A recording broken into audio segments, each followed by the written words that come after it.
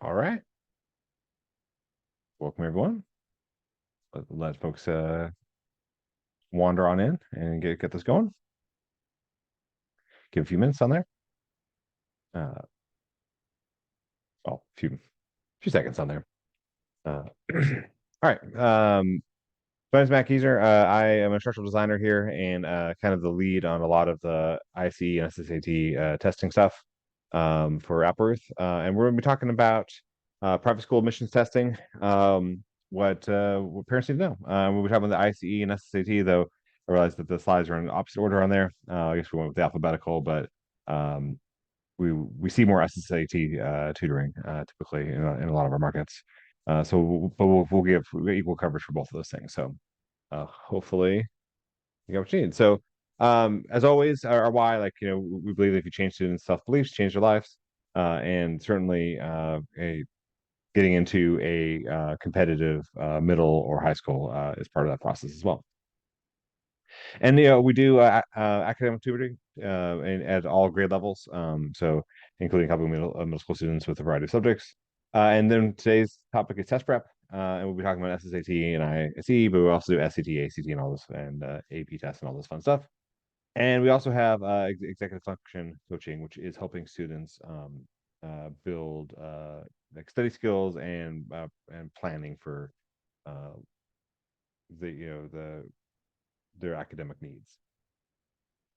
So we'll be talking about the SSAT and ISEE, understanding how the testings are going on this kind of upcoming school year.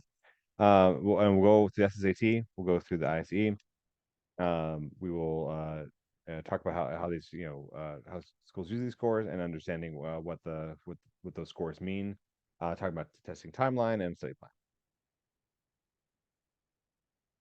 Oh, okay, there we go. So I guess one of the first questions is, should a student take SSAT, ISEE, or both? And it really depends on what kind of which specific schools you're applying to. In unlike the SAT and ACT, where if a college uses them, then they see those two tests equally. In the SSAT and ISEE world, and in these private schools, they typically a school is affiliated with one or the other, and they also typically tend to be regional in there, where in certain cities one test is a lot more dominant than the other, and then there are other cities or areas where it's a mix of those things. So typically a student would only have to take one test. It would just be if applying to two different schools, one requires the SSAT and one requires the ICE.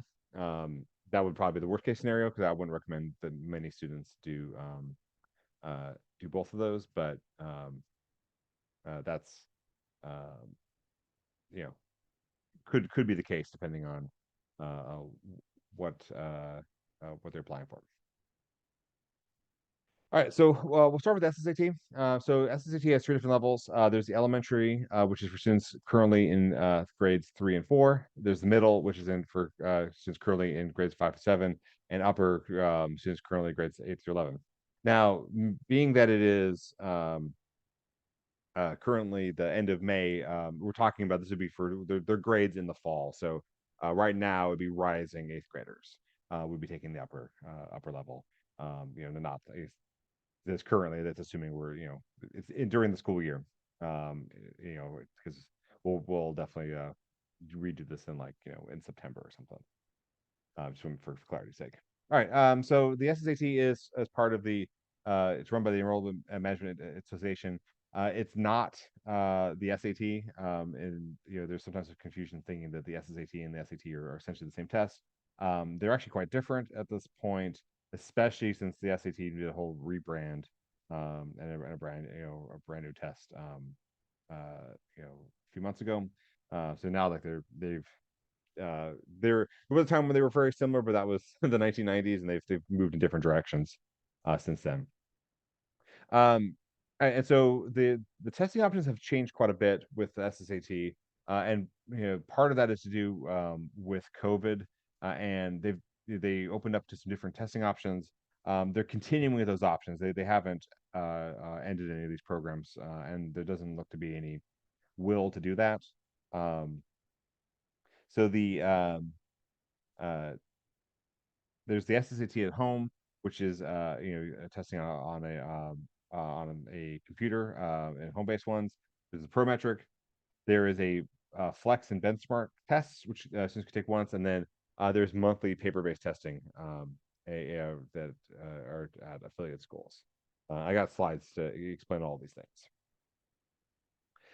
So the SSAT home is it's most flexible. It's offered basically any Saturday starting in the fall, and then also one Sunday per month. And you, unlike a lot of things where you have to get a sort of testing accommodation, um, the and you can sign up for Sunday. It's open for all on there. Um, the uh,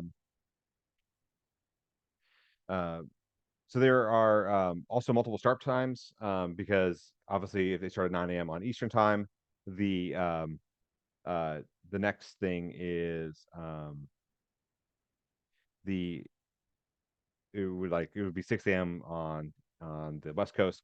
But what they decided to do is just have it be open for all, like, if a student wants to take it at noon on Eastern, like that's fine. So they're kind of staggered throughout. That might be good for a certain student who is a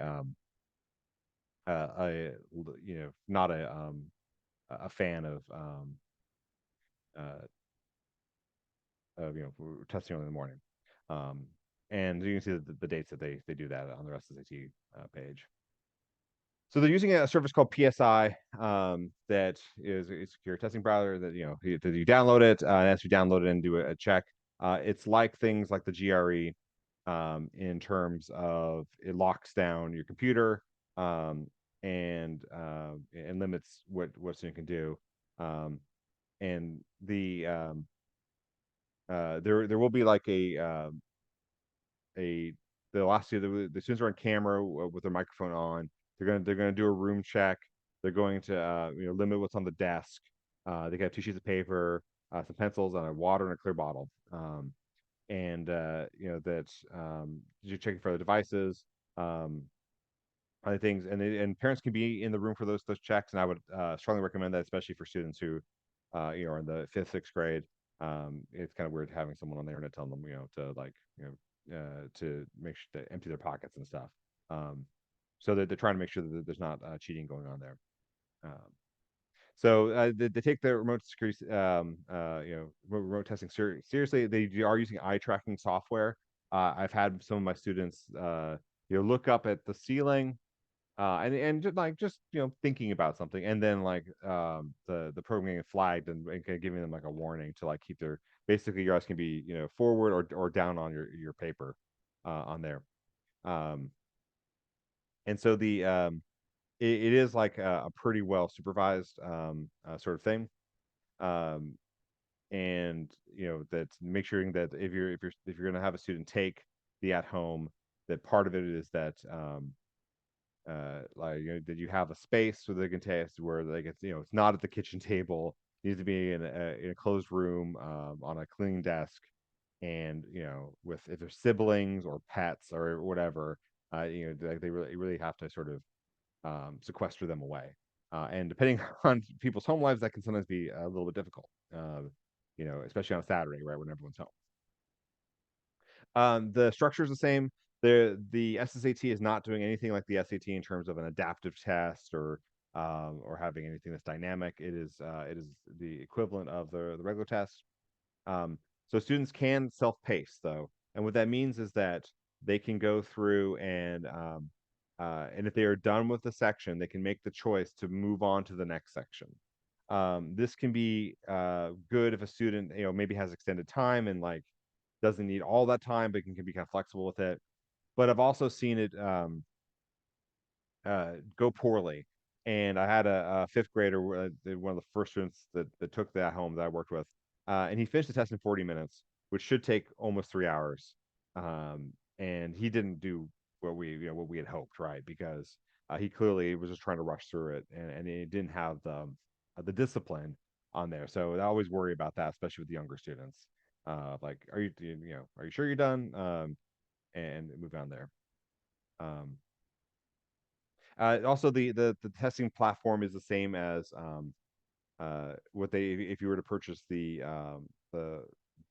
official self-paced stuff. So if you wanted to see what it offers, there's really nothing in it that is of use to a student in the way that you can't highlight, you can't leave notes, you can't like there's very limited features on there for students on there. Other thing, like I've said, I have I it's not on the slide, but just be candidly, I've had some students have some trouble with getting logged on, and like many times like an hour delay starting because everyone is like kind of on their own clock, so it's not like you're in a virtual room where everyone starts together. And if you do have students do that at the home, I would make sure that like don't have a recital 20 minutes after the test is supposed to end, because sometimes there are some quirks in there, and it takes a while to kind of get everything set up, is what I've seen. And so that's sort of something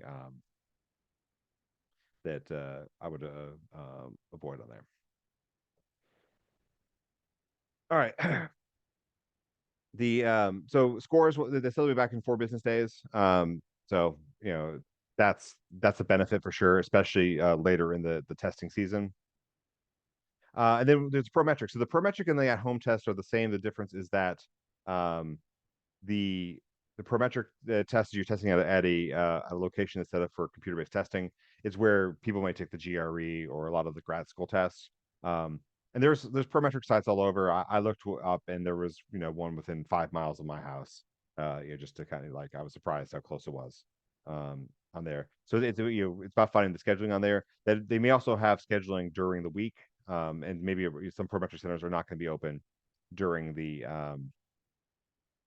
uh, during the weekends. And so depending during the school year, a student may have to get out of school in order to take the Prometric test.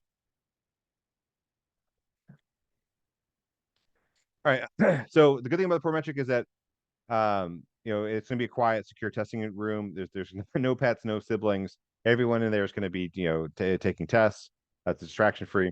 You also don't have to worry about setting up the computer, and anything in there is going to be a benefit on there. So for all the computer-based testing, and that includes the at-home and the Prometric, a student can take it 2 times per school year. So even though you could conceivably do it every weekend, that it's actually something where you're not allowed to do it every weekend on there. The Excuse me.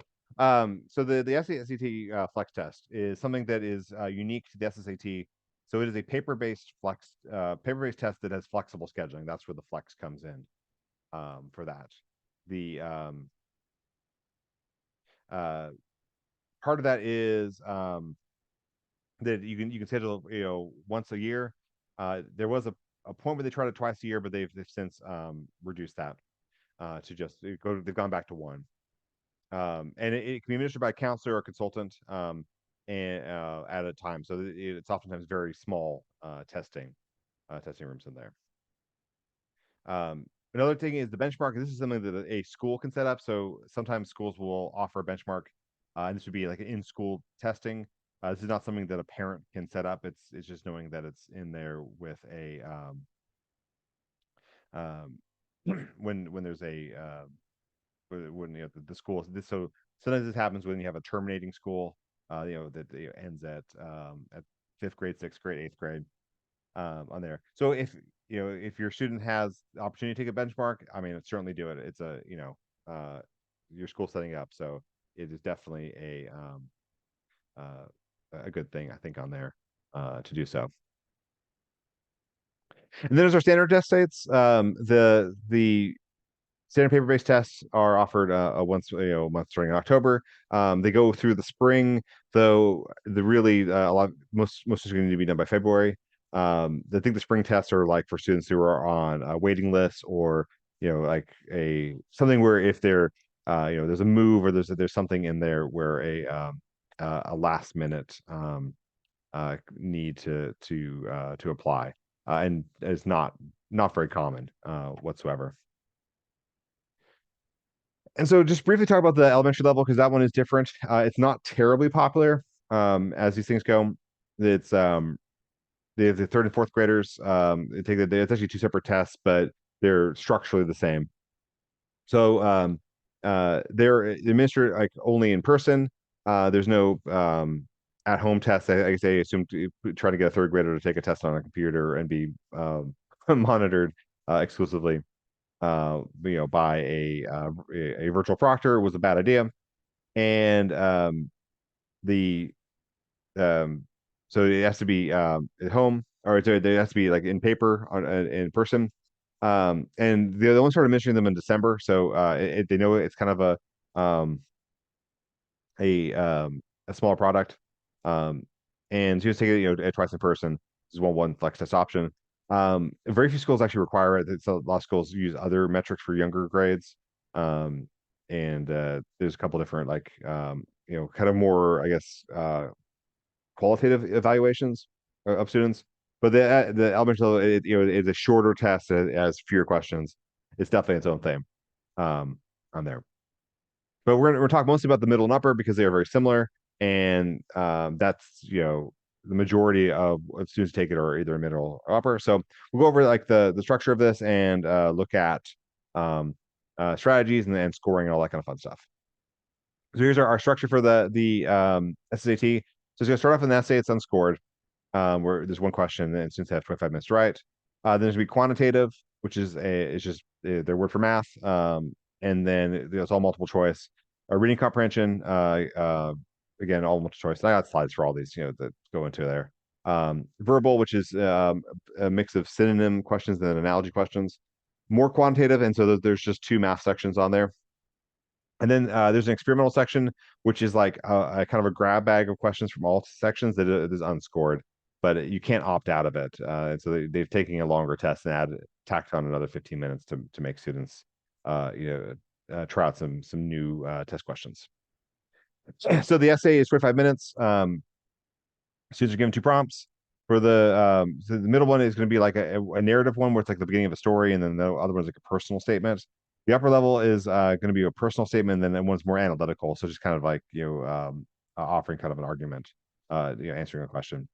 So they're not scored, but they are sent to schools, and so the evaluation can be kind of important in terms of they're kind of looking at it as an informal psych evaluation, and also to see like if there was an essay sample in the regular packet, are like how equivalent are these, and they can be used in those ways by schools. So there's the quantitative section. So calculators are not permitted on SSAT, and unless the student has an accommodation, and even that's just for is a four function, a real basic calculator. So like they're definitely testing kind of like logical reasoning and problem solving in this. It's not the kind of questions where there's a lot of like grinding arithmetic. I mean, obviously, knowing your times tables and how to manage fractions and stuff is still important. But a lot of the questions have like easy solutions. Depending on the answer choices, there might be an easy way out of there. And so they're both middle and upper going to have some arithmetic and number sense of like working with percentages and fractions and ratios and probability, and understanding the language of math, turning word understanding word problems and number definitions. Then algebra and then some geometry on there as well. Upper level is going to add some more into what you would see in an algebra 1 course, dealing with linear equations, negative and fractional exponents, some basic kind of factoring and solutions of polynomials, and then a little bit of spatial reasoning. I guess spatial reasoning can also show up on the middle, but more so on the upper. So what good advice on quantitative? Read the question carefully. The wrong answers are oftentimes things that are they're also true. So make sure you know what you're solving for. Write down your work. Don't skip steps. and then double check the answer what the question is asked. Like because again, you may have solved for X, but they wanted Y, things like that. And so looking at what an SSAT math thing, if you have circle as the area of 16 pi inches, what is the length in inches of the diameter? So this is not too hard if you know the formula for area of circle on there. And so that's like it's you have to know that area equals pi r squared. And then we just plug in for area, right? So we have 16 pi equals pi r squared. We can cancel out the pi's, and then I canceled the wrong thing. There you go. And then we take the square root of 16 equals the square root of r squared, which gives us that r is 4. And then you go, okay, cool, I got A. That's my answer. But this what shows you is that it's asking for the diameter, right? And once you found the radius, finding the diameter is really easy. But it goes back to that, making sure you double check what you answered for, right? And the correct answer there would be C for that would be the diameter. And then we have things like this. So we have some guesstimation stuff. So they're asking what's closest, and then they give you a really gross division question here, right? And there was no reason to do this as a long division question, because we can see that the answers are 330, 300, 3,000, 30,000. So we don't need to be super accurate. And so we can kind of just use guesstimation on there. And so we can turn 60,207 into 60,000. And we turn 2,081 into 2,000. It's close enough for this. And I'm going to write it as a fraction because that lets us cross out 3 zeros, which then leaves us with 60 divided by 2, which would give us 30. And I'll see students set up long division and write and put that in there, and they might get the answer right, but it's going to take up a lot of time. And this question should be solved within less than a minute with the right strategy. All right, so we'll talk about the reading section. So the reading section is about 7 or 8 passages. It varies per test form, and about 5 to 6 questions per passage. Maybe maybe as low as 4, maybe as high as 7, but like on average, that's about what it looks like. It's a mix of all kinds of reading and a lot of older passages and very little context for them. They'll just throw you into some story and see if you can hang. And there may be one of them may be a poem, and lots of questions are going to ask about like sort of inference things, or like the tone of the passage, like what's the author's tone, or even like rhetorical devices, like this line is is it a simile or is it a personification and things like that. So the reading is definitely no slouch on the SSAT in terms of the difficulty of the passages and the randomness of the passages. And then also with there are some pretty technical questions about understanding the rhetorical and figurative skills, and also being able to do tone, because that's going to be a lot of vocabulary, because the tone questions are not going to be the tone might be ambivalent or analytical, like they're tougher words. So you really have to read on this one. Read carefully and actively. Like if you're using the paper test, underline. If you're not using the paper test, it's okay to take some notes. Summarize some paragraphs, like what did you do? And then the easiest way to solve any of these questions is to find like the non-supported words in the answer choices. Like it's easier to eliminate answer choices than to find the right answer. And then getting with things that describe tone. I use some of those words already, but being able to identify tone and use the language of that, and then also knowing some figurative language and rhetorical skills. They can definitely show up as well. Though I find that quite a few of my students are even at the middle level, I've already had that exposure in their schools of a lot of these terminology. So then there's a verbal section. The verbal section is very unique in testing for a lot of these things. It's the only test that I think that still exists that has analogies. I mean, there might be some state tests or something. There's a lot of tests, but like there was the Miller analogy test is gone, and it's been gone on all the other grad school tests and stuff, and they've been off the SAT since like 2005. So it's been they're still alive here. And so there's synonym questions, and then you have a word, you have to find the best synonym, and then analogy questions are like, this is to that, and you have to find the logical match. So students have no context, and they might use less common meanings of the word of word. So you might be thinking, flag as a pennant, but its flag is signal, that kind of stuff. And then analogies, you need to make a relationship to the word, and the best thing to do is to create a sentence. And say, happy is the opposite of sad. All right, and then apply that sentence to each of your answer choices. So just that looks like pick the word objective, because objective has a lot of meanings. It could be a noun, it could also be an adjective on there. And so if we look at all the answer choices, that means we're doing it as an adjective, right? And so a lot of students, will know objective like goal, but not an objective as as to have an objective tone. And so we look at through these things. It's like, I mean, objective should not be offensive, and objective shouldn't be conflicting, but it could be neutral because it's in the middle. And then conclusive, like, well, there's an association there, like maybe an objective tone feels conclusive, but that's not what objective doesn't mean conclusive, right? So you have to watch out for associations here. And then it's definitely biased. That's an antonym. So neutral would be the best answer there. And then for our analogies here, we have concerned as to frantic.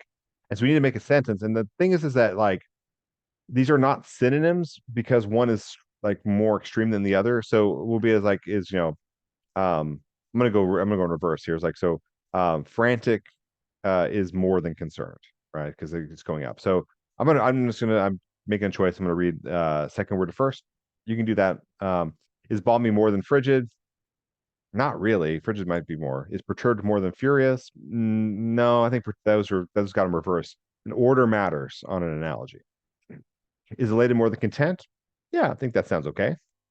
Is perplexed more than sad? It's like nothing. That's not. If it's nonsense, we can cross that. And is reserved more than ecstatic? Again, I don't think there's a strong relationship there, and so that one's also C. And so we have to look at and we make that sentence and just apply them. All right. So I'm not going to go talk about the second math section because it's the same, but there's the experimental section. It's you can't opt out of it, and they're asking students to do it. It's good to have students know that it's gonna be there and like not to stress out about it, because if you don't tell them about it, then they can they're like, what is this? Why are we switching between math and analogy questions? All right, so let's talk about the scoring because the scoring is a little bit weird on this SSAT. So there is for the middle level and upper level, they have scale scores that are on different kind of scales. So the middle level goes per section from 470 to 770, and the upper level goes from 500 to 800. And then they're also going to have percentiles. And I think seeing that 800 on the upper level is going to trigger SAT thinking. But it's important to know that like the SAT goes from 200 to 800. So like a 550 on an SAT is like a middle of the road score, right? And a college bound score, on per section, right? But it definitely with room for improvement. Where a 550 on SSAT is a very weak score, and like under like they're not the same because the ranges are different. So SAT also has a guessing penalty. It's maybe the only test that still has that. And so wrong answers subtract a quarter point from the score. Um, and so students need to guess strategically. Notice that in the middle level, fifth graders are taking the same test as seventh graders, and these percentiles they're being compared to students in their own grade. And so, like a fifth grader, like does not have to answer all the questions to do well. That's many of the questions are supposed to be too hard for them. I've had a student like in fifth grade get 90th percentile in total, which it was a great score. And she left quite a few questions blank. Not obviously not a lot, and she did well, but it shows you that they're not like you don't have to get a perfect to get the percentile you need. And really, the percentiles are what matter to the schools, and so a lot of families are going to see these percentiles and especially on the first time, they may be surprised because quite honestly, a lot of students score lower than what people would expect on there. The part of this is what's tested on the SSAT is not necessarily what's tested on in school, and at its core, this is a old school IQ test. It's about it's very similar to, do you know how to like see tricks and avoid traps when testing? Um, and that's not something that is going to reflect on someone's uh, necessarily on their like on their grades, right? And so it's also recommended that these percentiles are not a nationwide ranking. It's actually just kids who are taking this test. So we're dealing with a small, like well prepared population on there. Um, and I understand the SSAT only tests how good you're at the SSAT, and like there's all other things that are important. Um, which is also why student or schools will not list their cutoff. So a common question is, like, I want to get into this school. What do I need? And the answer is like it depends. I mean, obviously we can. There's a general sense of like, oh, they're going to expect a higher score than this other school, right? Like we're kind of comparing other things, but we're going to recognize that these schools are trying to build a campus culture, and this SAT score is just one component. And they need they need athletes and musicians and actors and artists and kids are going to do debate and the kids are interested in the robotics club and all these other things, right? And if they focus on just getting 90th and above percentile, it's going to be probably a pretty miserable campus, for all these other things. And like they don't have enough kids to play basketball and all these things, other things that are going on. um, and so they're trying to balance all these things, right? And so the SAT is just one thing that you can that it basically shows you like, are you good at standardized testing? Which if you're good at the SSAT, you're also going to probably be good at the SAT and ACT, even though they're different, but there's enough of like an overlap in skills and sort of and thinking skills under pressure, right? Um, and obviously, if a student is going into this like and if you're trying to get it, like you're not going to become a star athlete in a 2 3 month span, right? Like those skills take years to develop, and likewise, you're not going to become a virtuoso violinist. But the SAT is a skill you can build that skill in that short amount of time, right? Versus everything else. So it's good to keep that in consideration. So study plan, spaces do fill up, and depending on, especially on different regions on there. Know what kind of test you're taking on there. I mean, I would say at this day and age, and knowing that we're hope, knocking on wood, like um, the pandemic is in the review. I would probably lean towards paper. I think because the at-home test has been um, not as reliable as I would like. And I've seen some of my students and families affected by that. But no, when you like start making a plan, expect to test more than once. Very few students are going to be one and done on there, and if they are, that's great. But know that like the paper test once a month. You're gonna have time in between to prepare and you have the scores back, and then adjust as need be on there. The I would typically say at home for like near the end or a flex test near the end. Um, there. The computer rate test, make sure that students know the format of it and know like kind of like have some experience playing with the system, and so they know what to do with that. And then for the paper rate test, like I've actually like a lot of students don't actually do like Scantron bubbles anymore, and so actually getting used to like taking that idea from that page and knowing that answer and then transcribing onto another page when you are skipping questions is not a it's not an obvious skill for a lot of students. Make sure that they explain the guessing penalty. The first thing I do when I first time I meet with a student is I talk about the guessing penalty, and I don't do the guessing penalty. Don't don't guess if you don't know. I do kind of like take some time to understand why they're doing it, and to kind of get and field any kind of questions they have because some students will think that have issues that maybe it's not fair or something, and honestly, those are valid feelings. But we have to understand that it's the game we're playing, and we can't really change the rules on it. There. Um, More than one test, as I said before, and then you want to try to wrap up by the end of January. Early February is an option. The early February test either flex or the at home or the last paper test. But know that you're gonna have to send the scores and then have it delivered immediately, and it is what it is, right? So it is like the last option. And I commend you all for like coming out on here in May because now like there's time to kind of do these things at a reasonable pace, not overwhelm a kid. Which it goes that's like study, so study is the best approach. Um, Make sure that the like vocabulary takes a long time to improve on, and so pushing vocabulary like throughout the summer, and and having student like that's gonna have great dividends on both the verbal section and the reading, because there's a good bit of vocabulary comes with the reading and context. Encouraging them to read, especially some older books, read some of the classics on there, of appropriate young adult literature. And for math, I mean, for the middle level, it's very much the main idea on math is the intersection of fractions, decimal, percentage, ratios, and probability, and they're all related. And making sure that that's core, that they understand that. For the for the upper level, there's that's still there, but there's a lot more geometry and algebra, like and knowing the rules of those things. How to manipulate a linear equation and learn stuff about it, knowing the formulas for geometry. Real briefly, because some people want to. There's a character skill snapshot. That's a snapsheet. That's nothing. Snapshot. This is it's to talk about in personal traits about someone's character.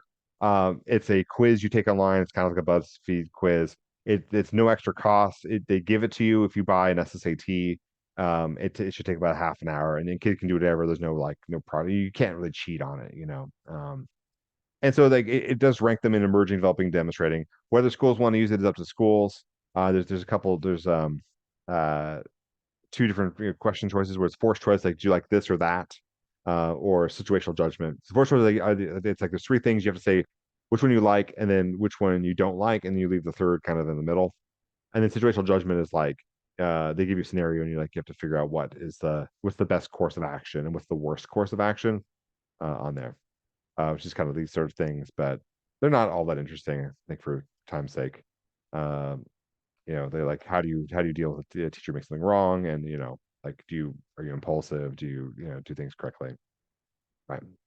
I wouldn't really worry about the characters snapshot.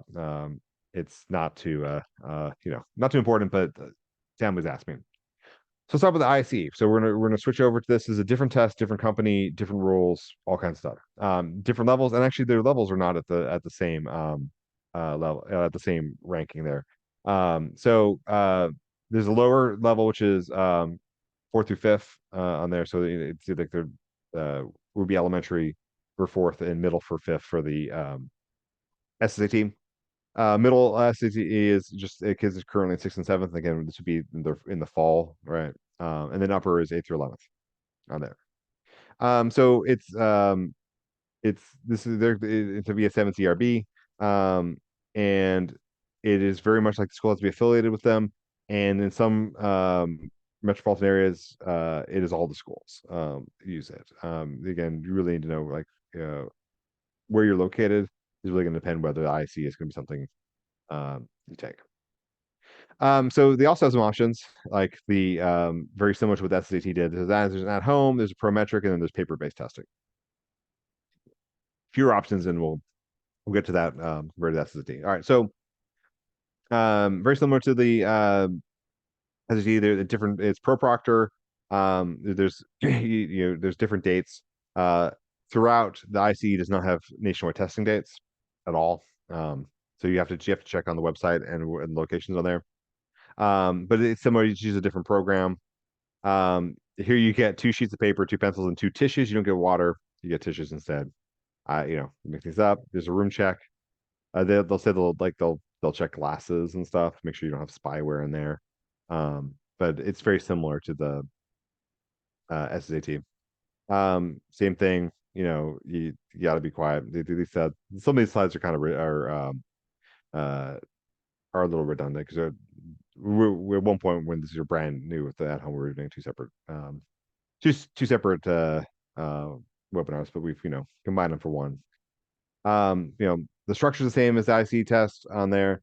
You can only do things in 10-minute breaks. So no eating or drinking during the test. And then there might be a security check afterwards, like if after the break, making sure that there's something in the pockets or something like that. scores come back to you in about 2 weeks, so it's not really any faster or better than taking the paper test. ICT's been doing the prometric for a long time.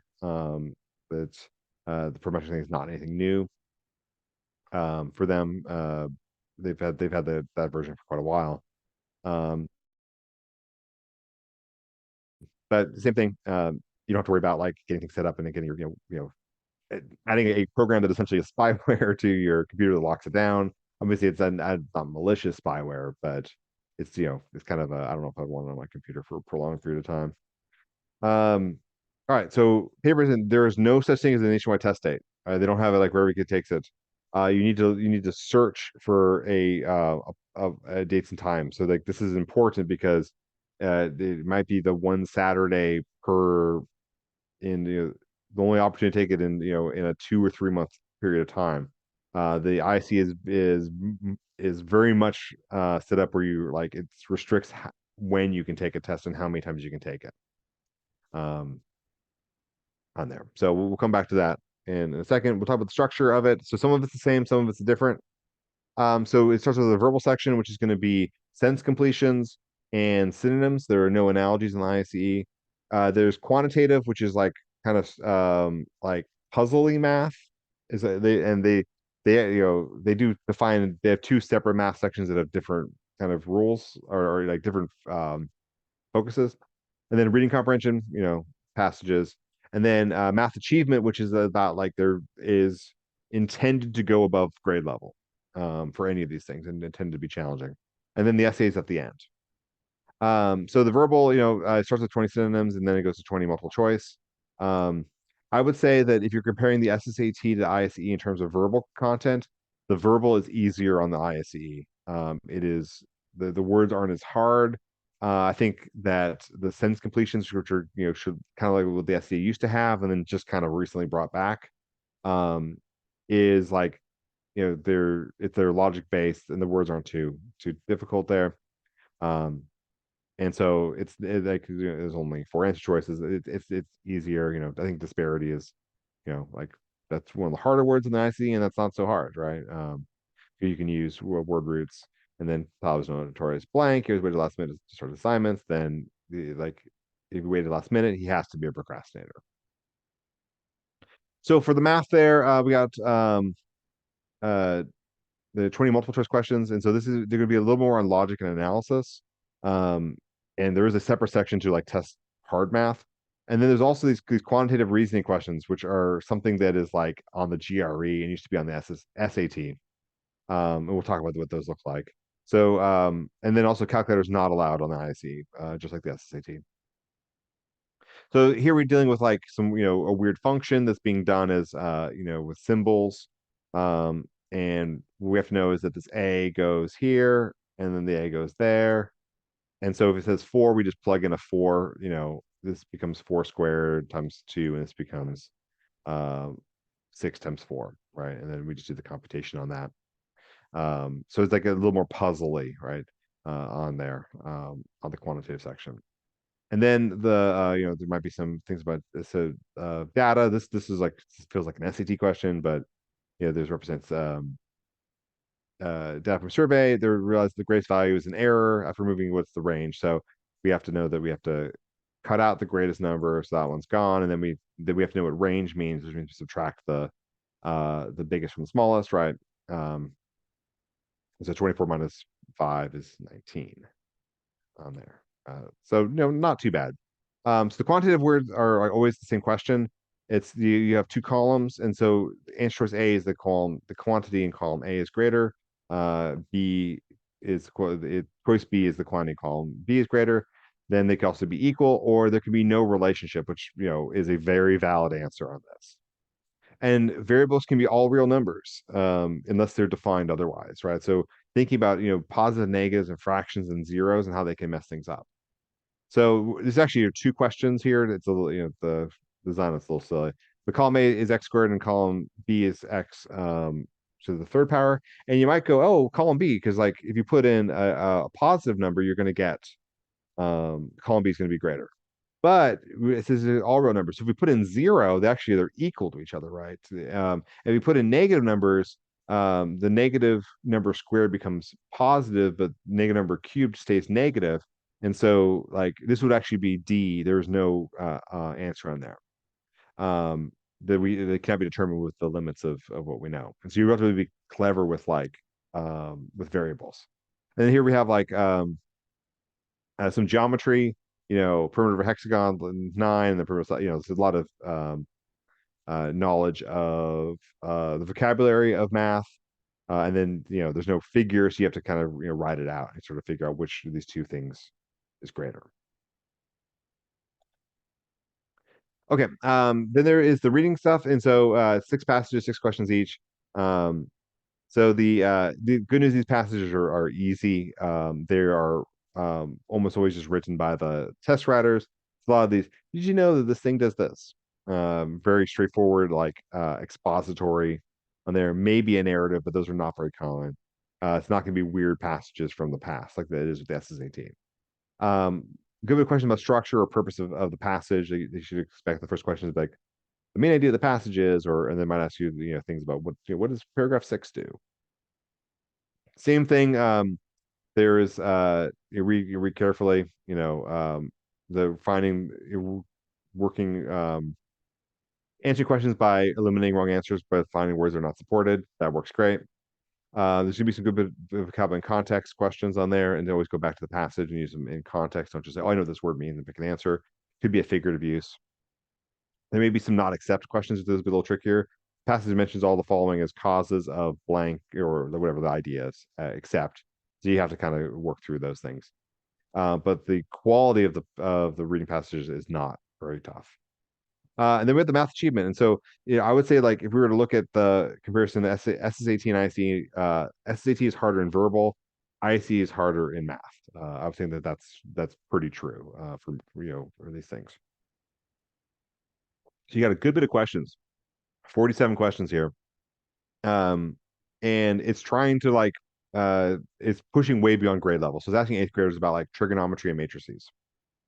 Not in high volume, but there, and not every question in this is like punishing, but it definitely ramps up. And it feels more like an ACT math section. And they're going into like some pre-calculus concepts. And they're seeing, do you know more than average on there? And so, this would be like an upper level question about, understanding difference in squares and, that you have to know how to factor x squared minus y squared. It factors to x plus y and then times x minus y. And then you can do a substitution so that you could say that, this quantity is 40, which is the x plus y times x minus y, which means that 40 times 10 equals x minus y. And so you actually don't have to find out what x and y equal, but you have to know that stuff. You're not going to be able to figure that out in the testing ring. There's an essay. It's just an open-ended question. It's not scored like the SSAT. The only thing that's different is that you have to write in a black or blue pen if you're taking the paper version. If you're taking, for both of them, if you're taking the online version, you just type it. They give you a text box. But I think it's very weird to make the kids write in a black or blue pen that they can't erase or something. I don't know why they do that. They do it. All right, so the scoring on this. So there's no guessing penalty on the ISEE, so definitely answer every question. Even if they're running out of time, it's better to guess. The scale scores, they have the weirdest scale of 760 to 940. No idea where they came up that. For all sections. There's also a percentile score, which is similar to SSAT. Excuse me, and a stand-on score, which is from 1 to 9. So the percentile is important, but a lot of schools will actually focus on stand-on scores because stand-on scores are basically a compressed percentage. No, sorry, a compressed percentile because percentiles and percentages are not the same thing. And this is what it looks like. So basically, it's not linear in terms of like it's the standard of 1 is not from like 1 to 9 and then or something like that. And so like it does push towards the middle because you have 5 is actually like almost 20 percentile points, where 9 is only 3 percentile points.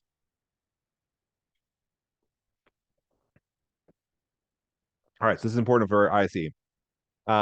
So there's strong limitations on it when a student can test and how many times they can test.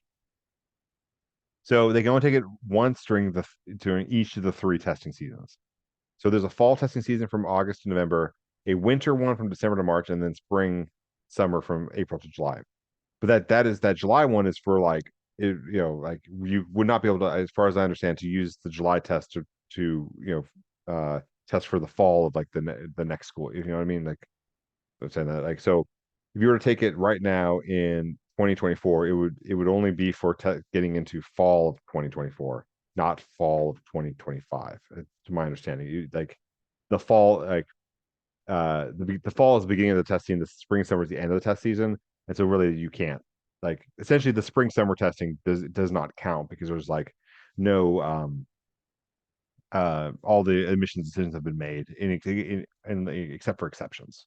So there's no testing, necessary testing times and dates. It means you have to, like, if you're trying to do a paper test, you need to find the schools and whenever they're offering it, and like it may only be one Saturday during the fall, one Saturday during the winter.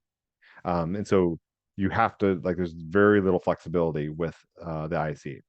And it doesn't matter if you do a paper test or a prometric or at home, you get in the fall testing, you can do it once through one of those three ways. It's not one paper, one prometric, um, uh, one at home. It's just one total.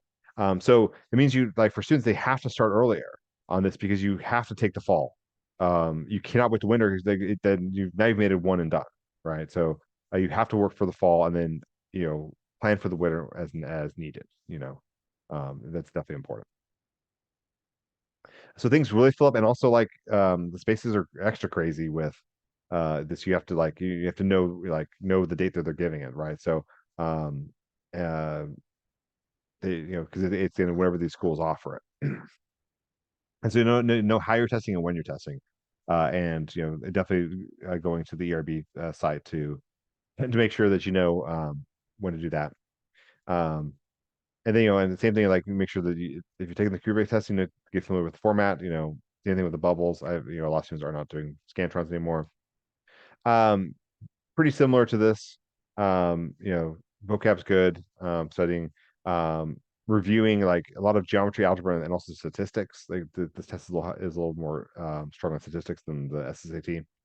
But also know that, like, to do the best, you're gonna have to students gonna have to, like, explore some ideas that are, like, beyond what they've been doing. Like, they're gonna have to push themselves a little bit, and, like, those advanced concepts are, like, they're asking if you know what it is, and and like for a matrix thing, like, they're very fundamental. Like, if you know how to manage a matrix or matrices, they're not too bad.